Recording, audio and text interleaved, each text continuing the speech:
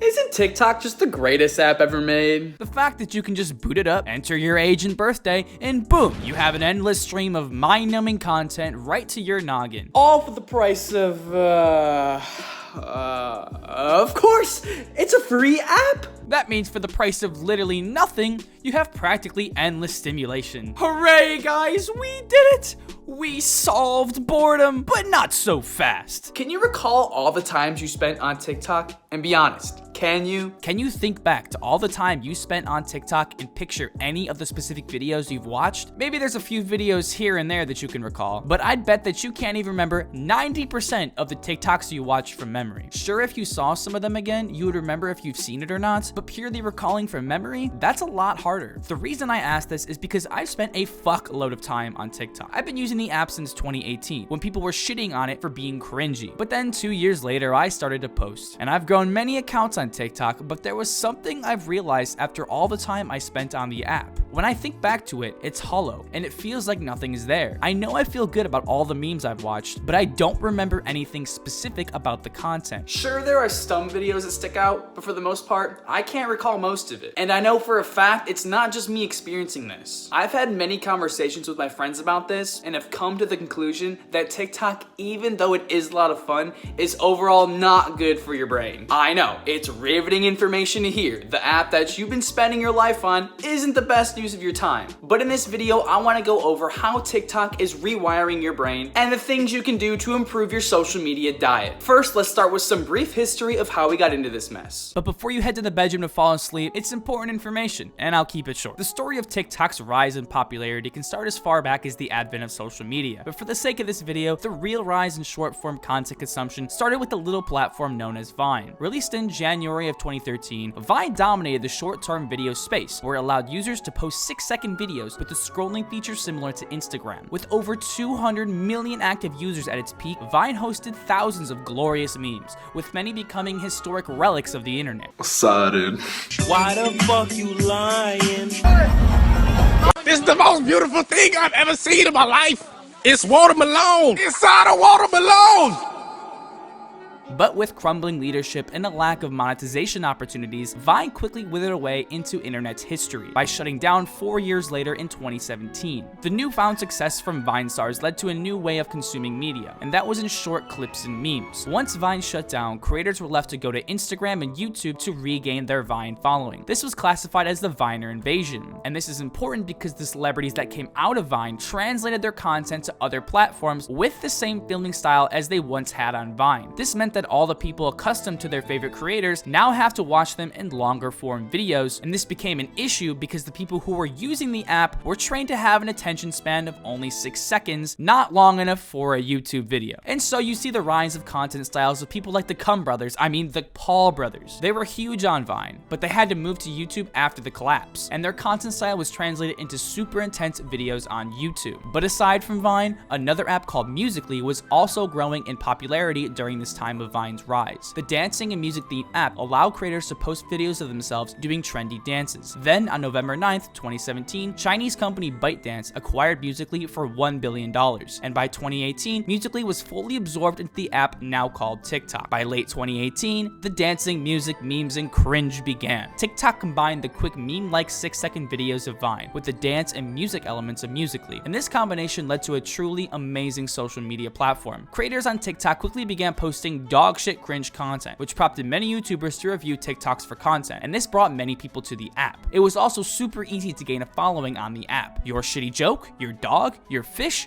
a cone, even grandma is getting in on the action. This is because all types of content gets shown to an immediate pool of people, which allows virtually anyone to go viral. This seemingly instant virality led to a snowball effect of millions of people downloading the app. TikTok makes it super fun and easy to make content as well as watch it too. And to top it all off, every feed is curated for the viewer. Based off what you previously watched and how you interact with posts, TikTok shows you more videos to keep you on the app. Now, whether the virality you can get on TikTok is fake or not is a video for a different topic, but the creators of TikTok know that the dopamine hit a person gets when they can go viral is priceless, and they want to make that satisfaction as easy as possible for creators. The developers also know that they can abuse the short attention spans people have to always send them the most curated content and keep them on the app for longer, which makes them more of that sweet, sweet Chinese dog All these factors led TikTok to become one of the most addicting apps to date for both creators and the viewers. But why? Why is TikTok really so addicting? It's not the dancing or the memes. It's something that hacks our evolutionary process and has taken over how we consume media. And to answer this, we need to zoom out.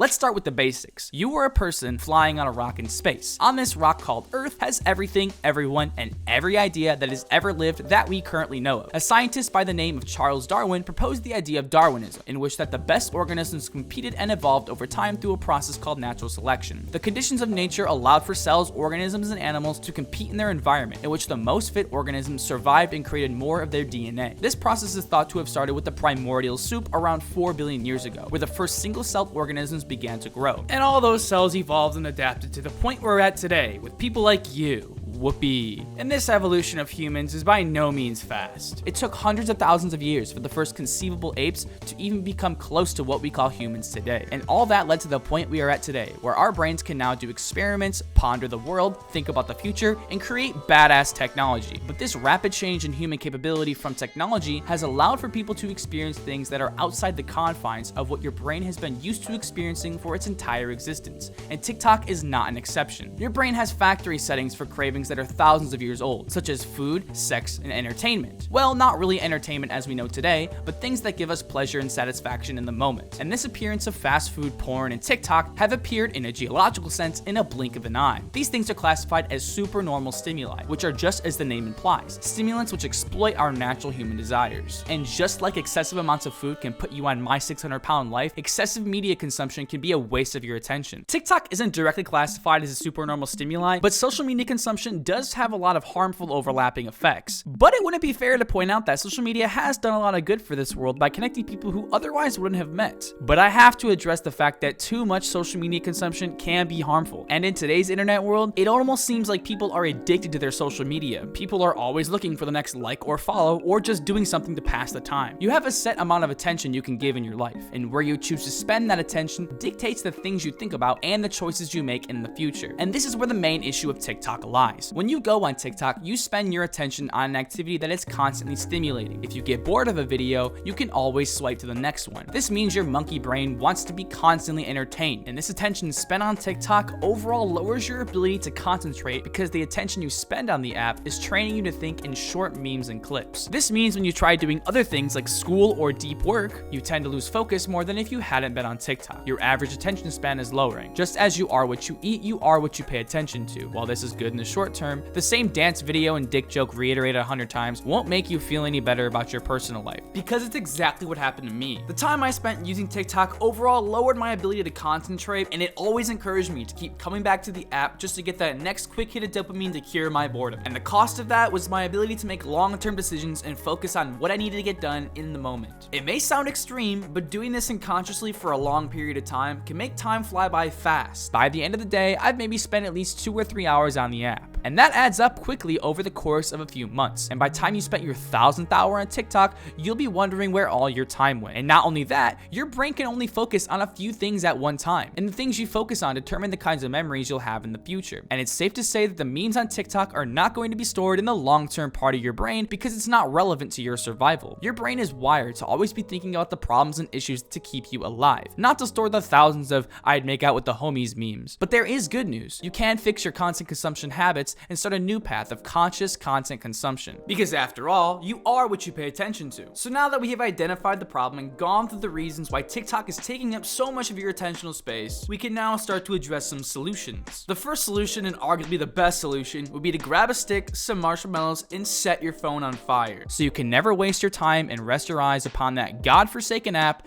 ever again. And you can make some s'mores while doing so. But if you can't do that, you can just delete the app instead. While these solutions seem extreme, it might be necessary in the most extreme cases of TikTok and social media addiction. But I get it. Your gay joke memes and dancing videos are too much to give up. What can I do to fix this? Well, you're in luck, because I'm a genie and I have 3 tips to help you fix your content consumption habits. These can be applied to any social media, not just TikTok, but TikTok really is the main source of these problems. The first is to be more conscious of what you watch and when you watch TikToks. next time you go on TikTok, take mental notes of the videos and memes you watch, and try to see more content that is more meaningful to you, whatever that may be, but not just to please yourself in the moment. The second is to set a limit on how many minutes you can spend on TikTok per day. Typically, I now only spend about 20 to 30 minutes on TikTok a day, and after that, I never unconsciously click on the app again. And the last tip coincides with the one before, and that is to use TikTok as a way to get inspiration for other ideas and things you can do in your life. I'm always looking for new ideas and inspiration to make more videos on my accounts for you guys. I always ask myself whenever I watch a TikTok, how can I incorporate the elements of this relatable and funny meme into the way I make videos online? Doing this makes TikTok much more productive for me. It's not just a way to pass the time, but something I can actually use to help me in my life. But of course, this is not for everyone. If you're already a content creator, this tip sort of seems intuitive, but making a conscious effort to think about what you're watching can lead to a lot more ideas than if you were just mindlessly scrolling on TikTok. And the last point sums up perfectly of what everyone should be doing on social media. Make using it a conscious effort for entertainment. Don't just let these apps dictate whenever you use them, but think about when you want to use it and make it a tool to help you in your life. All it takes is every time you open the app, you say to yourself something along the lines of this: I,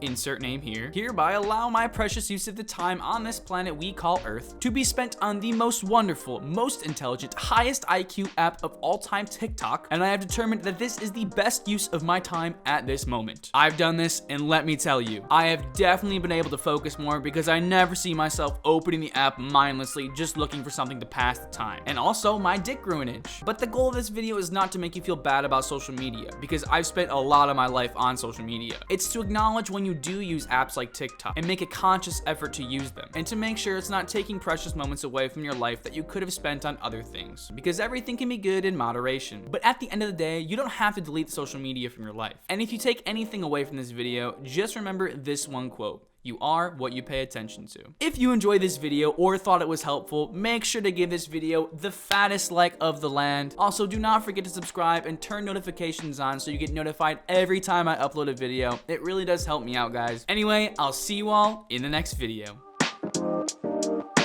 Damn, Mike, why are you so